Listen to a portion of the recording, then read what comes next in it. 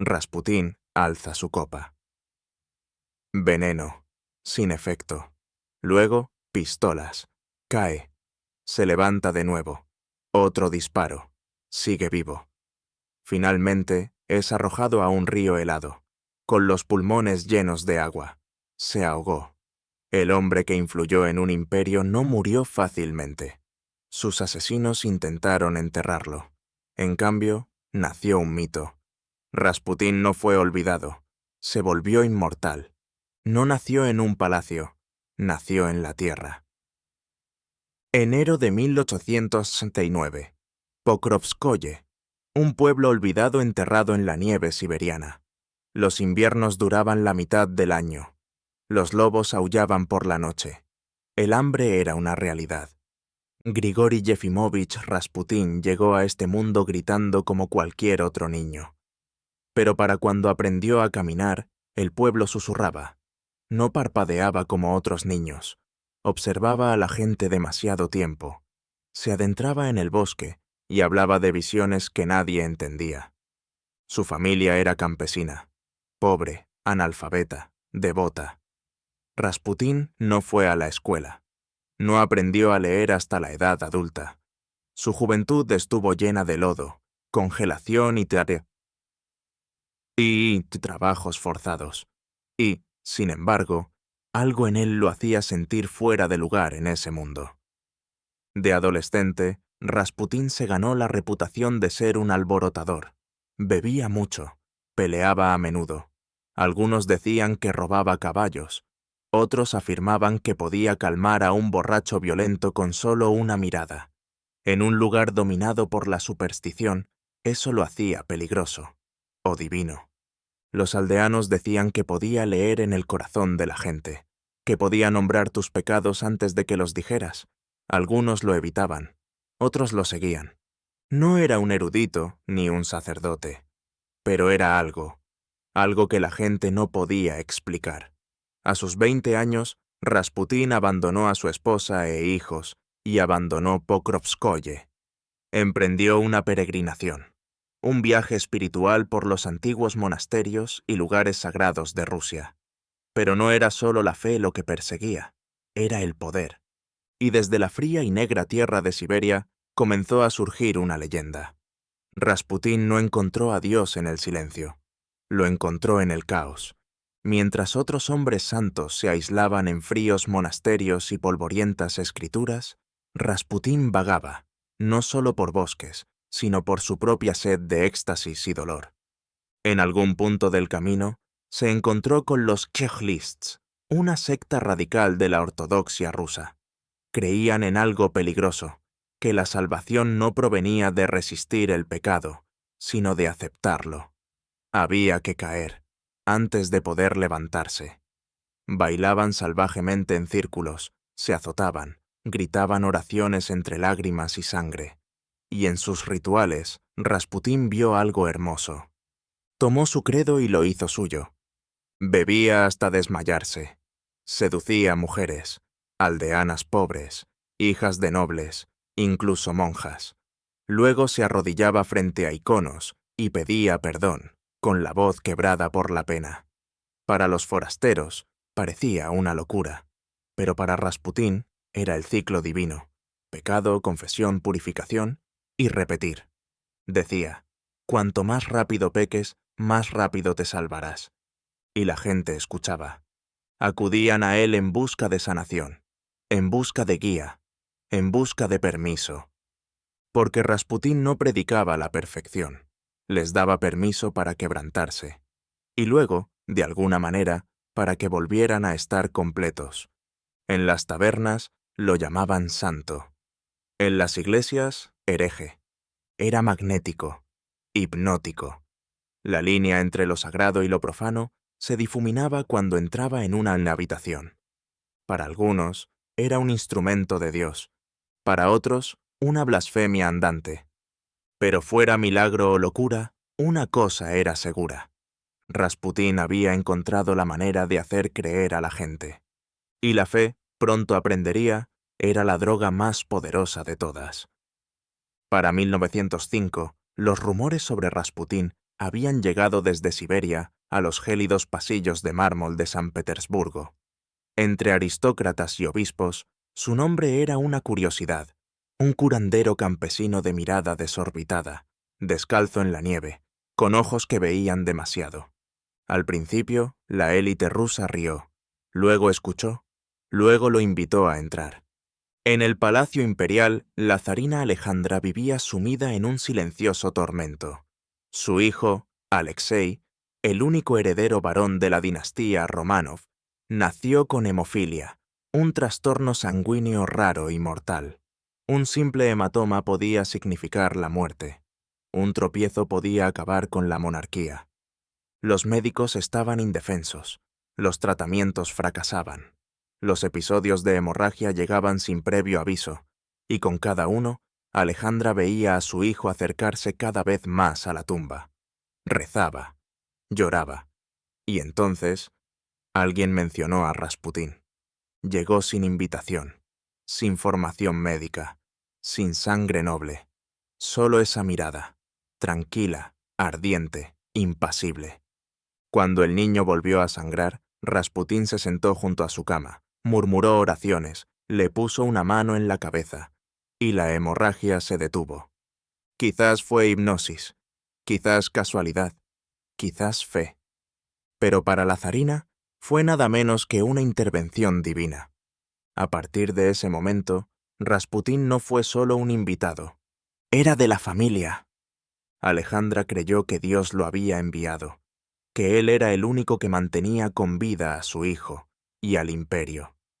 Ella, Tru, lo distinguió por encima de todos los demás. Incluso su esposo, el zar, se sometió a su fe. Y a medida que la sombra de Rasputín se extendía sobre el palacio, la línea entre la realeza y el misticismo comenzó a difuminarse. Porque al salvar al niño, Rasputín se había atado al trono, y al hacerlo, se había colocado en el corazón de un imperio en ruinas. Desafiaba la lógica, desafiaba la tradición. Pero allí estaba, un campesino apestoso de Siberia, deambulando por los dorados salones del Palacio Románov como si perteneciera allí.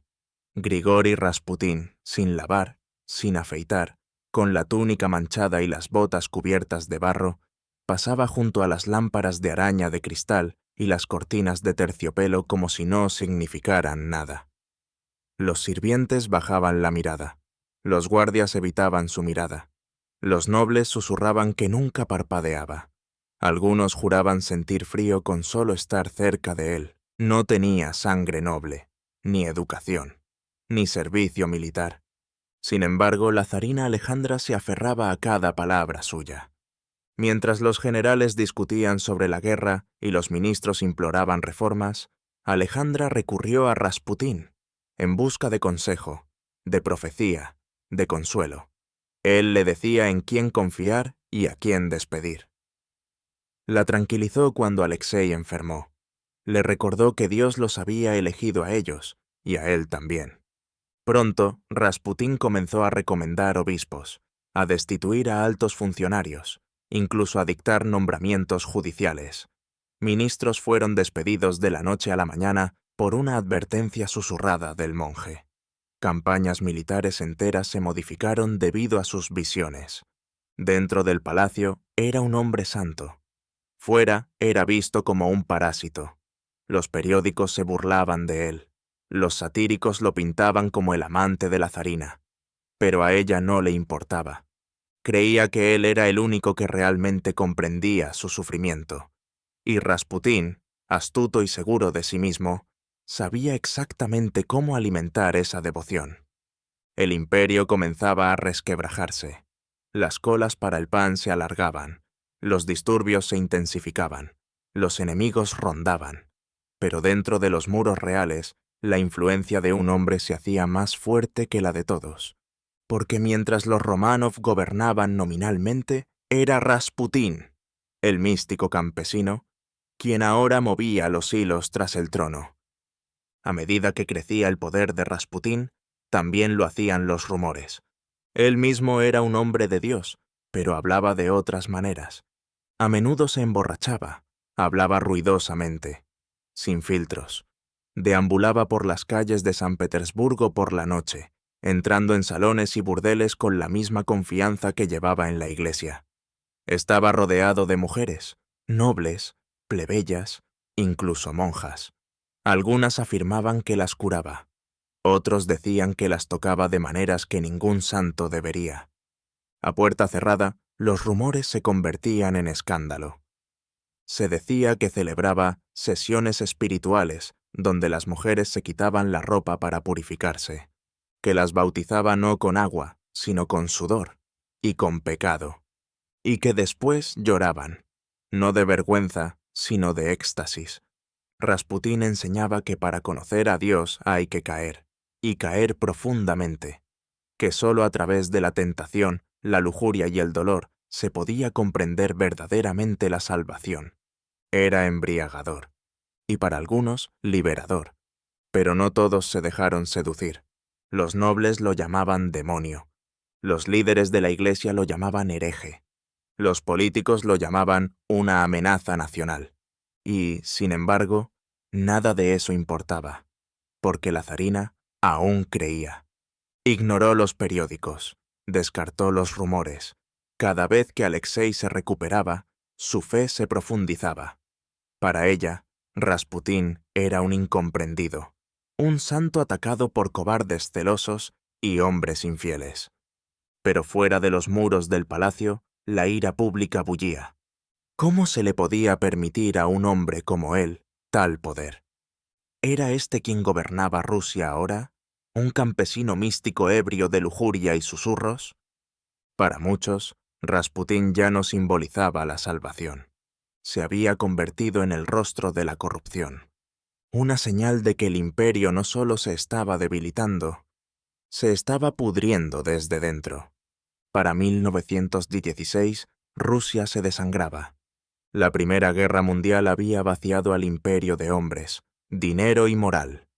Los soldados luchaban descalzos en la nieve.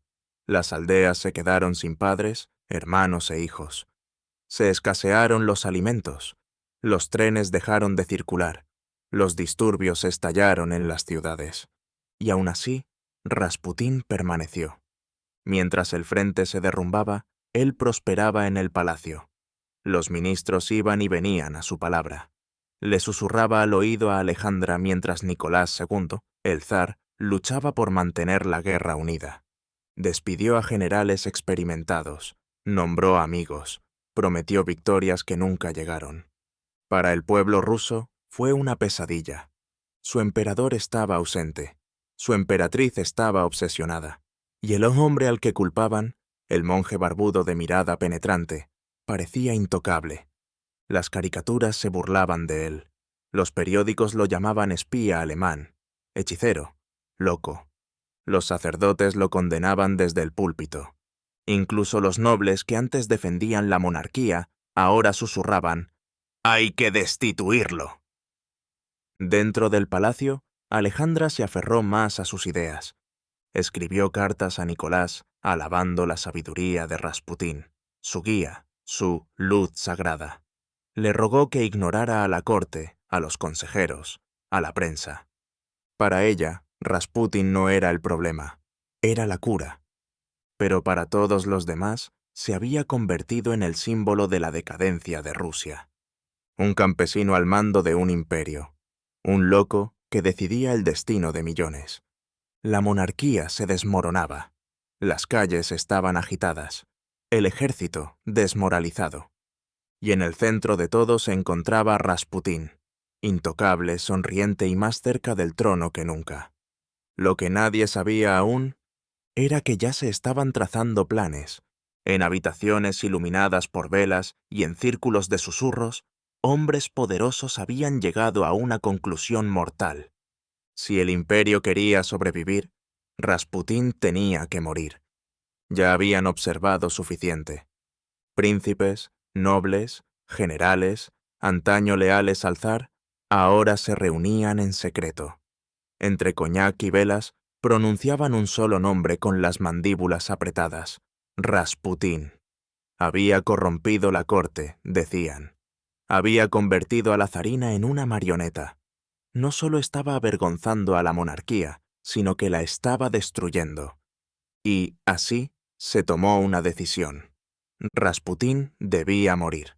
Liderando la conspiración estaba el príncipe Félix Yusupov, heredero de una de las familias más ricas de Rusia. Joven, excéntrico, teatral, pero decidido. A su lado estaban el gran duque Dmitri Pavlovich, primo del zar, y Vladimir Purishkevich, un político de derechas con fuego en las venas. Juntos derrocarían a Rasputín, no con política, sino con veneno y balas.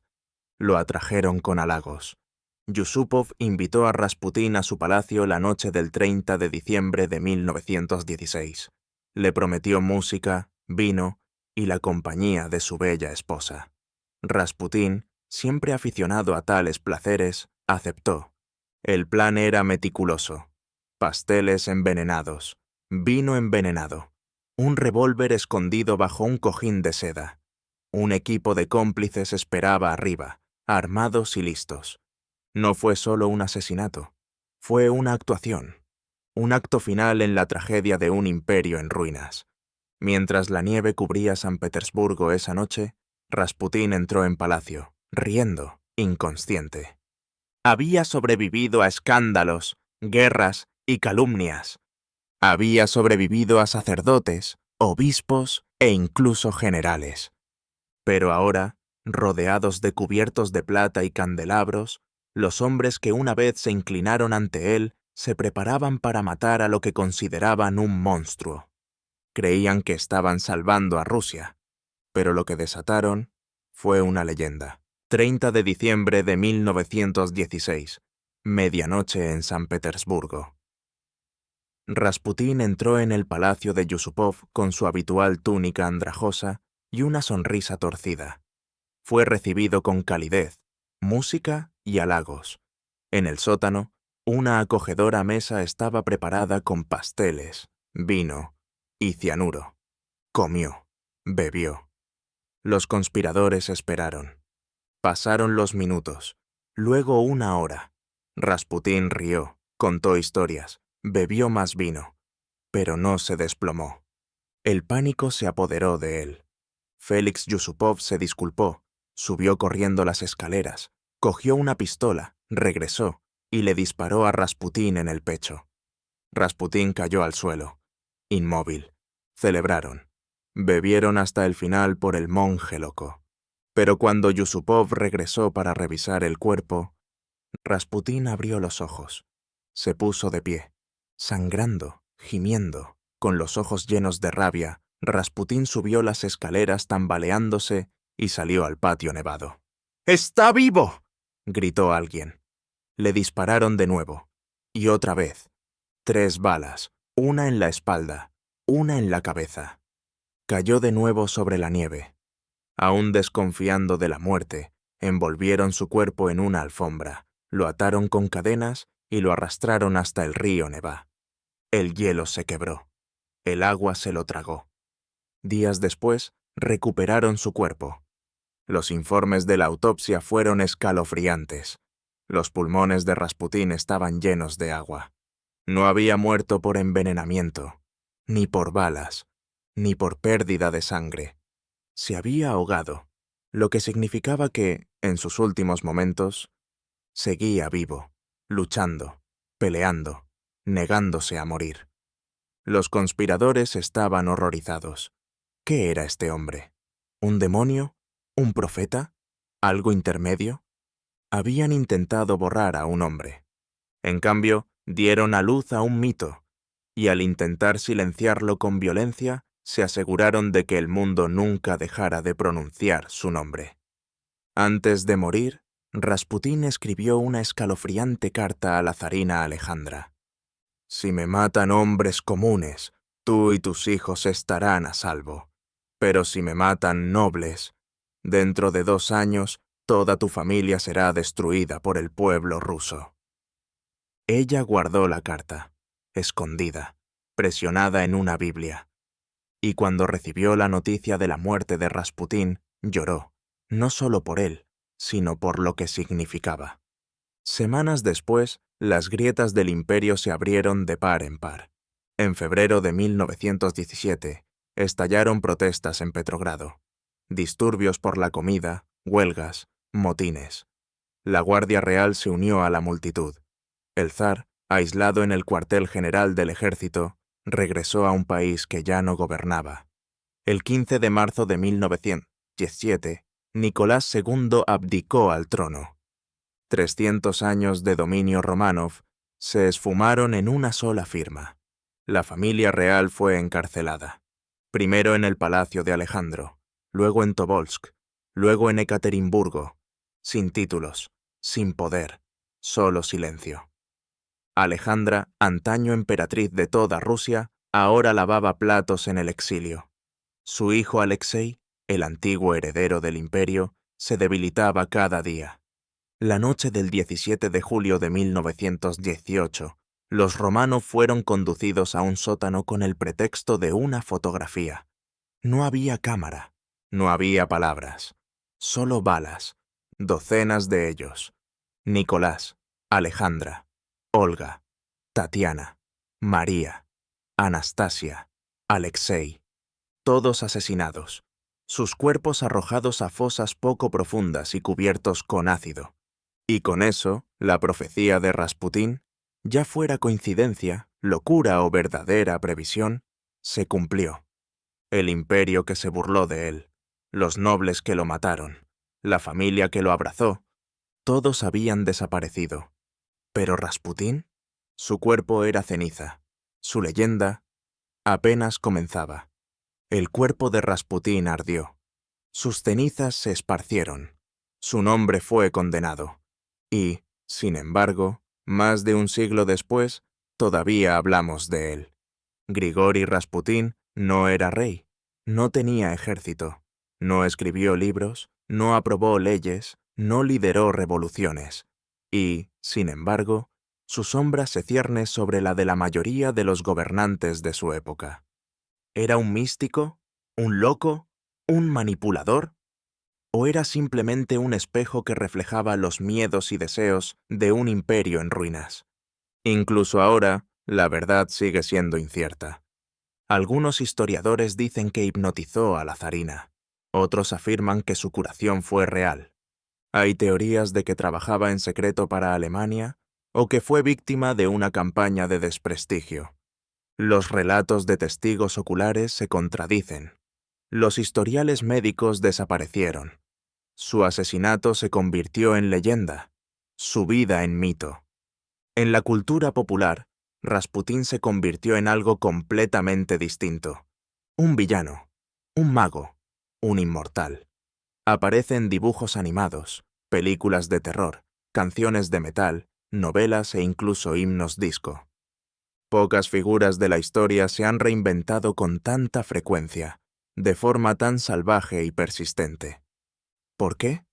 Porque Rasputín nunca fue solo un hombre, fue una idea.